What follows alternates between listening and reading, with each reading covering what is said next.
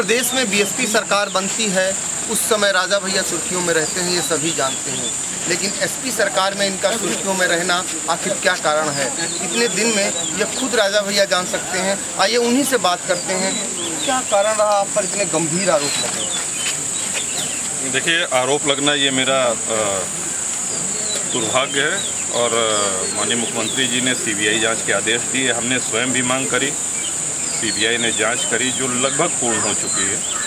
जिन लोगों ने ये प्रार्थना करी कि जो सच्चाई हो वो सामने आवे, तो सच्चाई आज सबके सामने है। सीओ हत्याकांड में जिस तरीके से अब सीबीआई चार्जशीट भी दाखिल कर चुकी है, आपको उसमें कहीं नहीं है, तो क्या लगता है अब तक जो मुकदमा दर्ज हुआ कहीं ना कहीं जरूर साजिश है? बिल्कुल साजिश है और सीबीआई ने सच्चाई को उजागर किया है और सीओ की हत्या एक आकस्मिक घटना थी, वो कोई प्लान्ड घटना नहीं थी। प्रधान की हत्या हुई थी, आक्रोशित उनके परिवार वालों ने पुलिस के साथ जो हाथापाई हुई उसमें एक और भाई उनका मरा। फिर प्रधान के भाई ने सीओ को, उस समय कोई ये भी नहीं जानता था कि ये व्यक्ति सीओ है कि इंस्पेक्टर है कि क्या है क्या।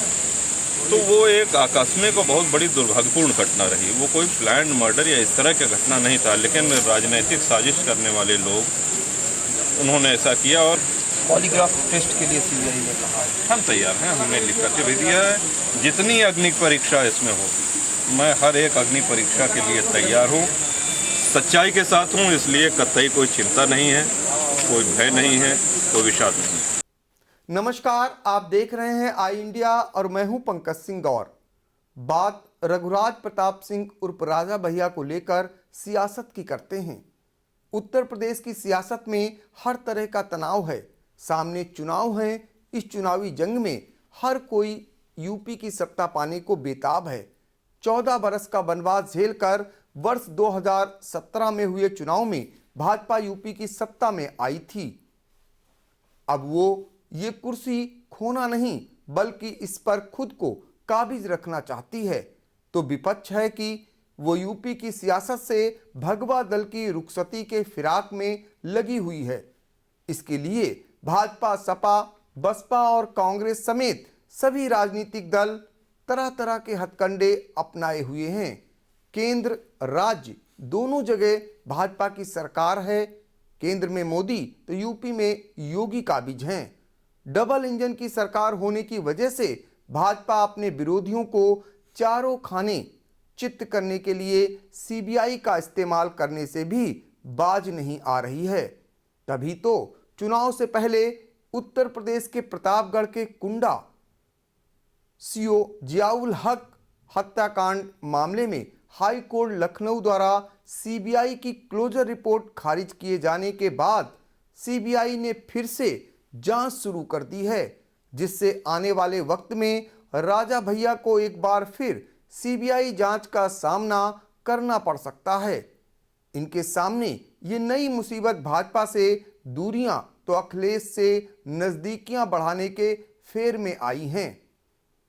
अब थोड़ा इनके बारे में भी जान लीजिए। रघुराज प्रताप सिंह, जिन्हें राजनीति की दुनिया में राजा भैया के नाम से जाना पहचाना जाता है, उत्तर प्रदेश के प्रतापगढ़ के कुंडा के रहने वाले रघुराज प्रताप सिंह उर्फ राजा भैया वर्ष 2007 उत्तर प्रदेश चुनाव में एक लोकप्रिय नेता के रूप में उभरे। National party Bahujan Samaj party के शिव प्रकाश मिश्रा को उन्होंने कुंडा से बुरी तरह से हराया और पहली बार उत्तर प्रदेश की विधानसभा पहुंचे। 2007 में वह एक निर्दलीय के रूप में खड़े हुए थे, जिनका उन्हें काफी फायदा हुआ। शानदार जीत के बाद राजा भैया ने पीछे मुड़कर नहीं देखा। प्रतापगढ़ क्षेत्र के 5 विधानसभा क्षेत्रों के साथ साथ पड़ोसी बिहार में कुछ विधानसभा क्षेत्रों पर भी उनका काफी प्रभाव है। उनकी दबंगई के चर्चे इस तरह हैं कि जिस जगह पर उनका प्रभाव होता है वहां चुनावी रैलियों में कोई विपक्षी नेता उन पर हमला नहीं करता है। दबंगई के कारण राजा भैया का विवाद से भी पुराना नाता रहा है। कुंडा से लगातार 5 बार निर्दलीय विधायक चुने गए राजा भैया पर अब तक 8 मुकदमे दर्ज हैं, जिनमें हत्या के प्रयास, डकैती, चोरी, चकारी, लूटपाट, बलवा मारपीट, शांति भंग, दंगा करवाने की मंशा जैसे मामले हैं। रही बात उत्तर प्रदेश की राजनीति की, तो सत्ता चाहे किसी की भी हो, उसमें राजा भैया की भागीदारी रहती ही रहती है। तत्कालीन समाजवादी पार्टी और भाजपा की सरकारों में राजा भैया की तूती बोलती थी, लेकिन मायावती के साथ उनके रिश्ते सामान्य नहीं रहे। मायावती और राजा भैया के बीच सियासी दुश्मनी की शुरुआत साल 1997 में होती है, जब मायावती भाजपा के समर्थन से मुख्यमंत्री बनी थीं। उस वक्त भाजपा और बसपा में डील हुई थी, वह भी 6 महीने के मुख्यमंत्री पद पर बने रहेंगे। मायावती 6 महीने का मुख्यमंत्री कार्यकाल पूरा कर चुकी थीं और अब बारी भाजपा की थी।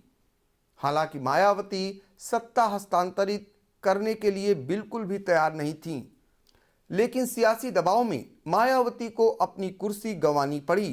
फिर कल्याण सिंह मुख्यमंत्री बने, लेकिन कुछ महीनों में ही मायावती ने अपना समर्थन वापस ले लिया।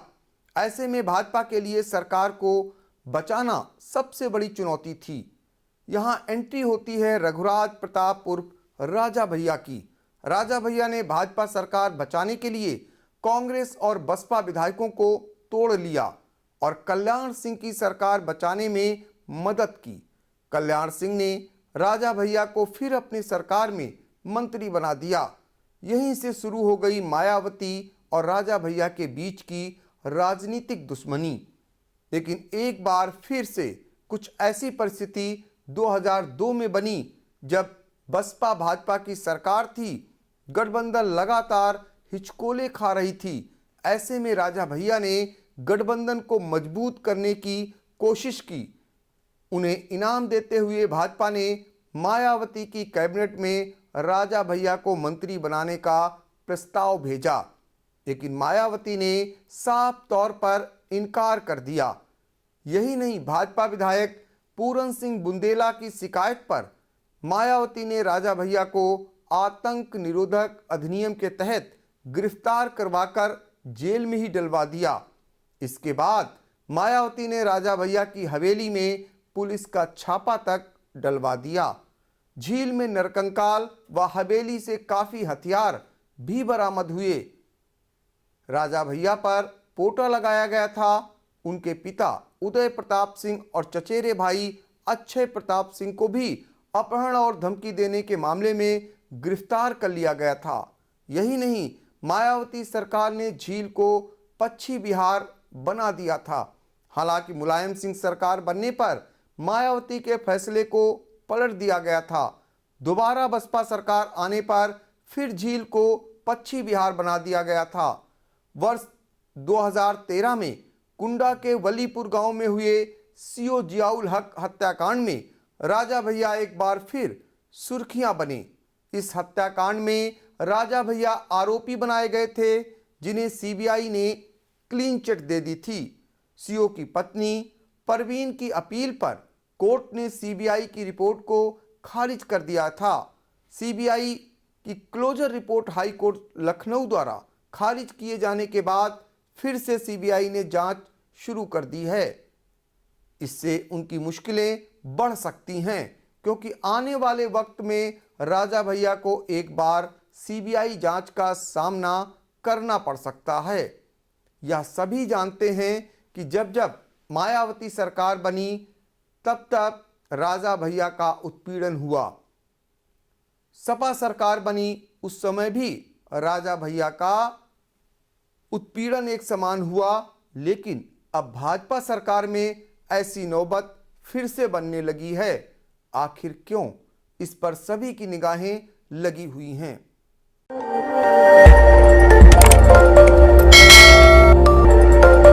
खबर आपकी, नजर हमारी। देखते रहिए आई इंडिया।